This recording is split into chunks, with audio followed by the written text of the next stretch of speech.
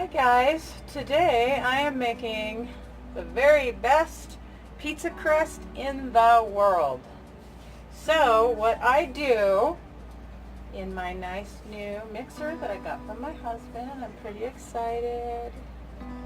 I love it. This is my second time using it. So the first thing I do is I add 2 cups because I'm making 2 pizzas.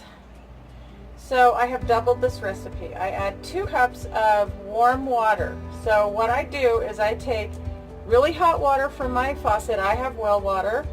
And it's pretty hot, but by the time, what has worked out for me is by the time I pour it in here and then add my sugar, because I'm going to dissolve my sugar into it. I have 2 tablespoons of sugar here. And then I'm going to drop this down. Why is it not going down? What's going on? Up. There we go. Okay, figured it out. It's my second time doing that. Then I'm just going to turn it on. And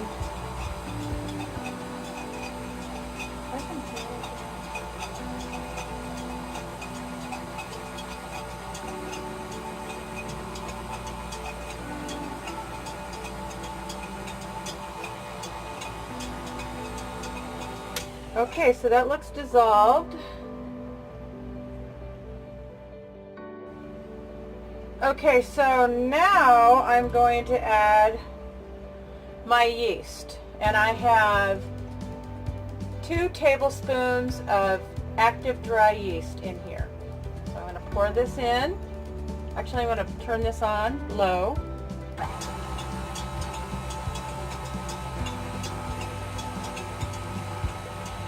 And it's going to mix it around real good.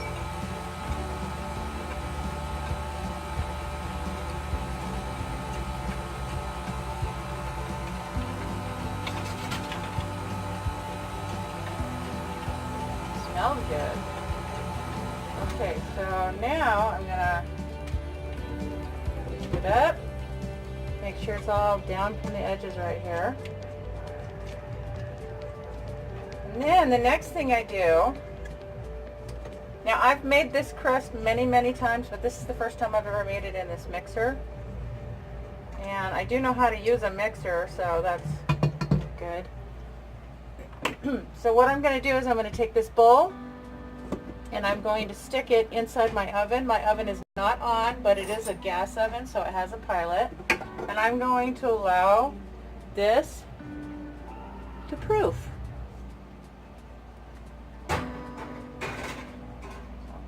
Pop that in there and we'll be back in a moment. Oh my gosh, guys, look how beautifully proofed that is. That's nice. That looks so good. Okay, so I'm going to put it back onto the mixing stand. I'm going to lower this. Yeah. And then lock it. I learned from my experiences. Now, the next ingredients that are going to go in are oil. I have 2 tablespoons of olive oil in here. Put that in.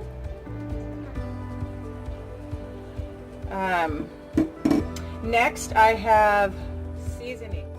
This mixture has a teaspoon of Italian seasoning, a teaspoon of basil, and 2 tablespoons of Parmesan, and 2 teaspoons of salt. Okay, yes. I'll put the recipe at the end. That's right. Okay, because I'm looking at my original recipe, but I'm doubling it. So, 2 teaspoons salt, 1 teaspoon basil or Italian seasoning, 1 teaspoon oregano, and 2 tablespoons of Parmesan. I'm going to throw that right on in here. There you go. Now I'm going to, first stir The next thing, it calls for garlic. Now it calls for garlic powder and I don't have any. So what I'm gonna do is it does call for this double recipe, it would be a teaspoon of a teaspoon of garlic powder, but I think that you could practically never have too much garlic, just saying. So I'm going to go with a heaping, because I want it a lot, of the minced garlic. So I'm going to pop that in there. There you go. And there'll be enough now to distribute throughout. Okay, now I'm going to turn this on.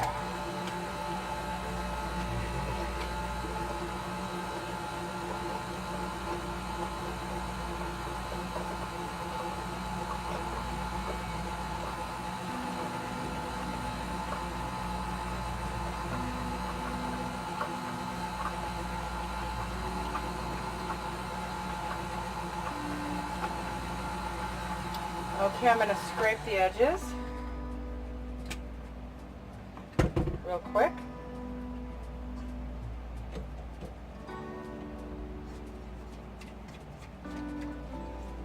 A few seasoning up here on the edge. Give it another whirl.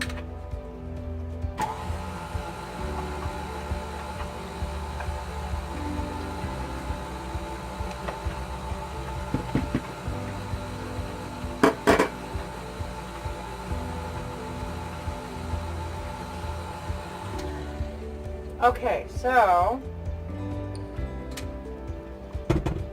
this is what it looks like now. We have the seasoning mixing around and everything in there. Okay, now for my next trick, I am going to make sure everything's back down because I showed you and it's sloshed up on the sides. Now I'm going to add the flour, and what I've done with the flour is I have, it calls for 2 3/4 cups. I'm sorry, that's 5 1/2 because I doubled the recipe. 5 1/2 cups of flour. So what I have done is I have my home ground whole wheat, hard white wheat that I ground in my mill in here, and half of that, and then the other half is all-purpose white flour. And I do that because 100% whole wheat can be very dense. So now what I'm going to do is I'm going to put the guard on because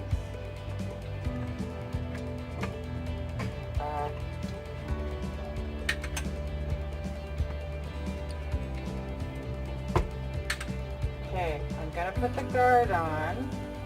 You're learning with me, look at that. It doesn't go down with the thing yet. Now I know. So this makes it, the guard is okay. But it makes it so you can pour things in there, but it's like not 100% super sturdy. But I'm going to go with it. So I'm going to turn it on low. And then I'm going to start incorporating my flour in until it starts to pull away from the sides. Okay? I'm going to start off with the whisk in there until it gets softer, and then I'm going to switch over to the dough hook.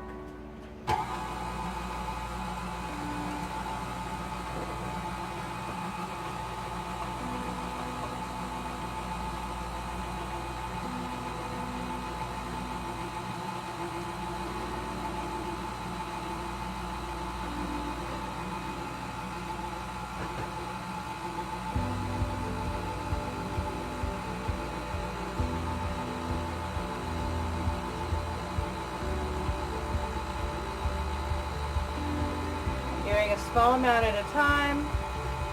You don't want to accidentally put too much flour in there, because this flour here, there is enough for all of it. Rolling it out, the whole 9 yards. So give or take, you know. I got some on the edges in here. I'm going to go ahead and scrape it. You don't always have to scrape with these mixers, but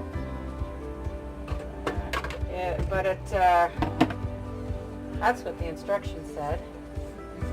But I'm seeing stuff on the edges, so let's get that done. Then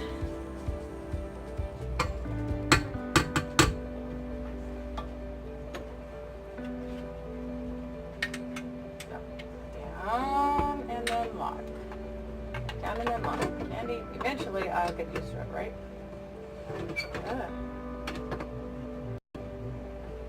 Okay. Now I'll begin mixing again. And I can stand for a little bit more flour.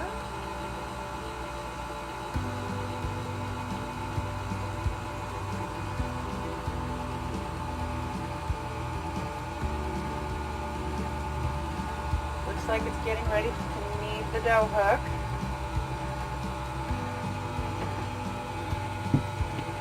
See if I can show you. See how it's, can you see it in there?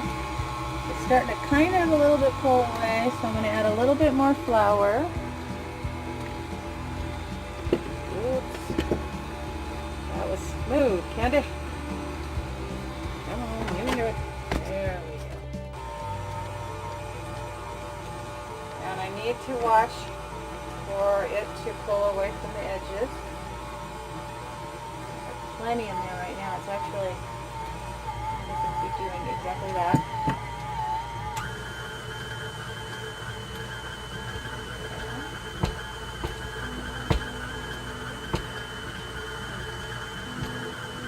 I think I have to adjust this. Yeah.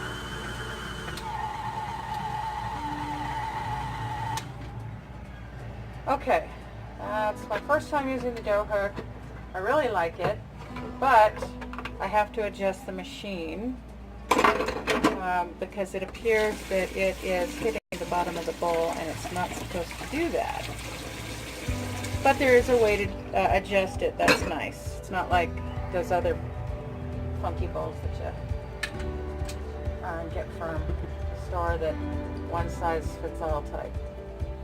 Okay, so this has pulled away from the edge, as you can see, and now I'm going to pull the stuff off, get that in the sink, and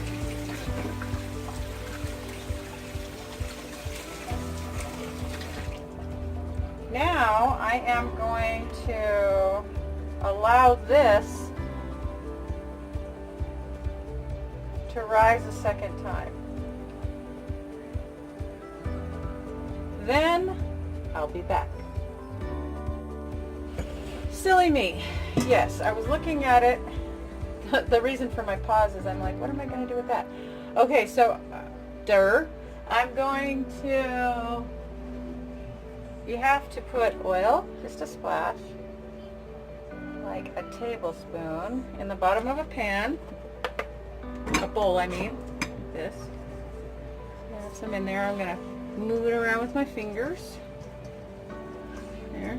Then I'm going to get it as far up on the edge as possible because when the dough rises, you do not want it sticking up on the sides of the bowl. So you got to get it everywhere. So I got it all spread all the way around. So now what I'm going to do is I'm going to take this and I'm going to plop it in here.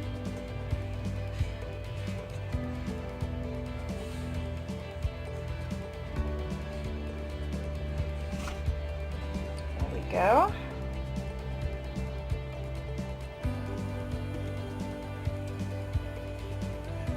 Let's see.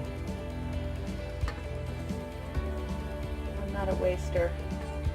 Every last little tablespoon of dough has to go in because I have big eaters in my family. Alright, so now what we do is smush it down in, and then you take and you flip it. Oh, it's kind of hard for me to do on camera. There you go, flip. Okay, so now what I'm going to do is I'm going to put this, I'm going to cover it with a cloth. I'm going to wet the cloth, wring it out, lay it over it. I got to clean my hand off. Hold on. I can't even touch the camera right now. Okay. I'll wet this while I'm at it. While I'm cleaning my hands. There we go. Now, I'm taking this wet cloth. I know it's pretty cool. But anyway, it's old and tattered, but that's not the point. It's wet, it's clean, and it's wet. So I'm going to lay it over the bowl like this, and then I'm going to put it back in my oven while it's off. Remember, only using the pilot, and I'm going to allow it to rise. And when it rises, it's going to be level with the top of the bowl, or maybe even more.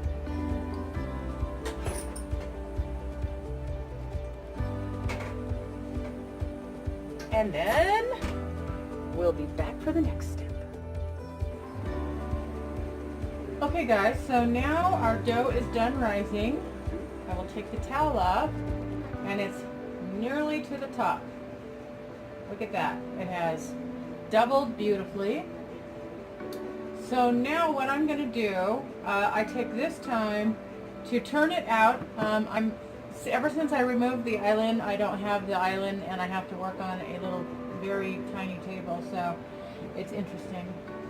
But pretty soon we'll get to where we are working good. Alright, so what I'm going to do is I'm going to put some flour on my cookie sheet. Now, the reason that I like to just get it to where I'm going to work it in with my fingers is because the least flour you use, the better, or it gets kind of dense, and we like a nice fluffy crust. I don't eat the crust, unfortunately, because I am gluten-free, but I still cook for my family. So I'm going to cover this with the flour, and I'm going to work it in. And this is when the time that I do my kneading. Now I'm sitting down right now, which doesn't make kneading much easier. But my back is killing me right now, so I'll make do with what I have. The consistency right now, from what I have laid on the cookie sheet and what I sprinkled on top, feels just perfect. Isn't that nice? So, yeah, you don't want to overdo it. And it could be that I'm not doing it enough. Hold on just a second.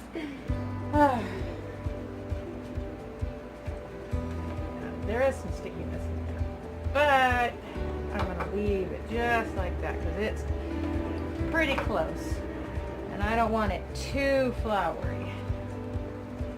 There you go. Okay, so now what I'm going to do is I'm going to take my dough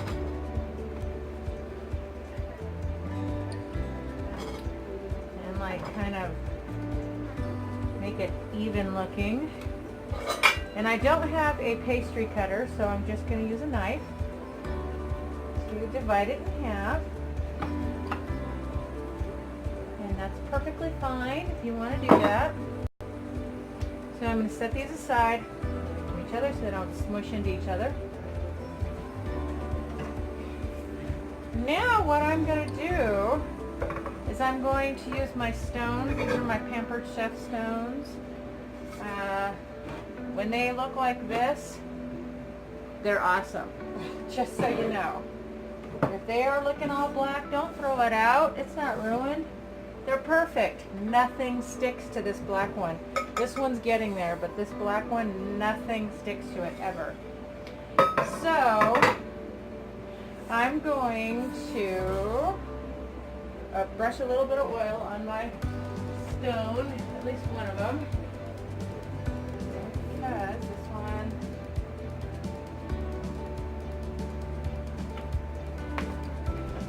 I may do both.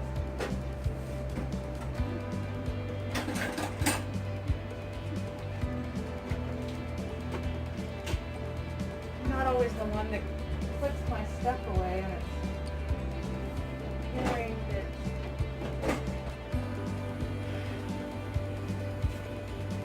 it's not here. Okay, I guess I'm going to rub it around with my hand because I cannot find my paintbrush. I'm not the one who always puts the dishes away. I have to have a talk with my people about that. Now just as I said earlier in the video, my hands are clean. I wash them frequently throughout my cooking time. This is my tea. Get that over here. So then what I like to do is I take each ball of dough. Okay, so my camera dropped a bunch of the film. Ain't that awesome? So I'm going to have a couple slides of some pictures.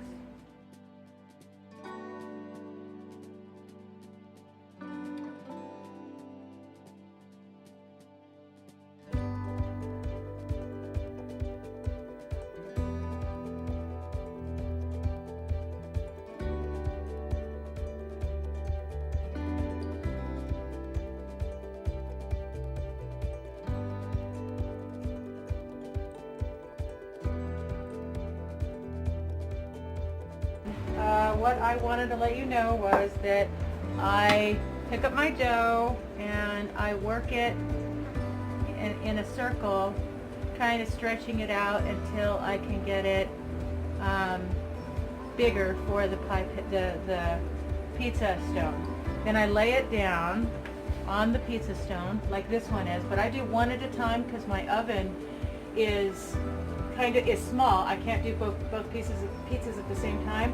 So I'm going to do one and then I'm going to come back and work on the other. So what I'm doing is I'm rolling out the dough to the edges. And one of the things that I learned I wanted to share was that I try not to get my too much of my pizza from the center, my crust, because it ends up being too thin in the center, and then you can't pick up the pizza.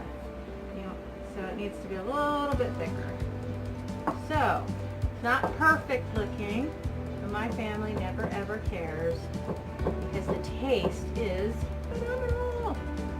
All right, so next what I like to do is this is my sauce, and I did not make the sauce this time. I just bought a bottle of, I think it's that Barilla or whatever it's called.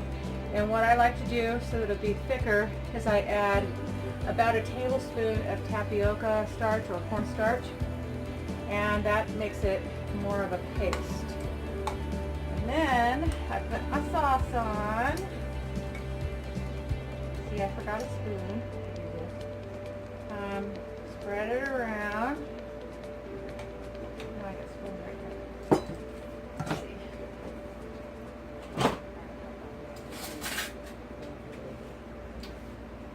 Spread around. You don't want it too thick, but you want to get it as far to the edge as possible, because I encourage my family to eat the crust. There you go.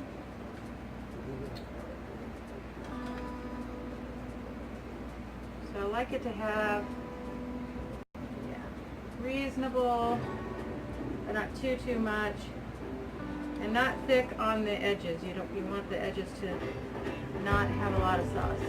They can have a little for flavoring, and that's about it. All right. Now the next thing that I'm going to do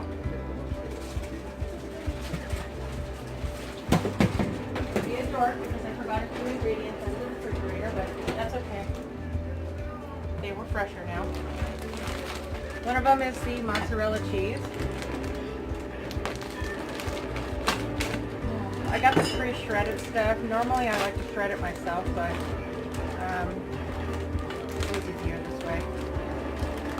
Okay, so what I've done is I have leftover chicken from when I had roasted chicken. This is chicken breast. I have chopped onion, chopped green bell peppers, mozzarella cheese, Parmesan cheese. So first I'm going to put some chicken on. And I just go around in a circle, kind of breaking it up at the same time as I drop it, just to make sure. My husband cut, oop, I found a bone. And that's the other reason. My husband cut it up for me. And, well, my idea of diced, oh, and another bone, and boneless are different than his. I'm a little bit more thorough about it. So, by holding it like this, I can feel the bones if they're in there. Okay, so, just because I have it up here, I'm doing 2 pieces, so why not? Have less of chicken, right? Okay, then I'm going to put some onion on. I kind of do the same thing with the onion. I kind of rub it together in my hand, and it helps break it apart, just in case it's in, you know, bunched up still. Then I'm going to throw on some green peppers. Doing the same kind of move.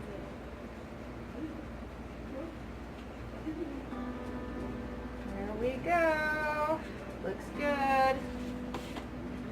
So far, this is what it looks like. Now I'm going to throw on my cheese. My cheeses. We do like lots of cheese. So I just kind of go in a circle, keep my hand close to the pan so that it doesn't scatter all over the place. This is all the cheese I have. So I get it as close to the edge as possible. Like a good cheesy pizza. No skimping on the cheese in the Hill House, that's for sure. And then, let me see, get a little bit more in the middle. I do like to build my edge first. And then, slap it on, and then, final part. Oops, I want to make sure it's broken up. Good. Parmesan cheese. Put that on. That makes it extra yummy right on top. Okay, now I'm going to put this in the oven for 20 minutes at 400 degrees.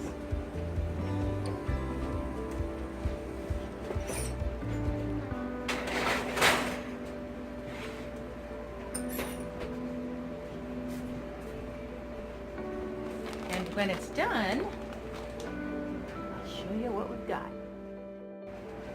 Okay guys, I almost forgot. Here it is. As you can see, we already scarfed the first one. I made myself some gluten-free ones right here. And then we have this one here. We have a whole extra pizza. It turned out awesome. Alright guys, I hope this was helpful. Like, share, and subscribe. Comment below. Love you guys. God bless.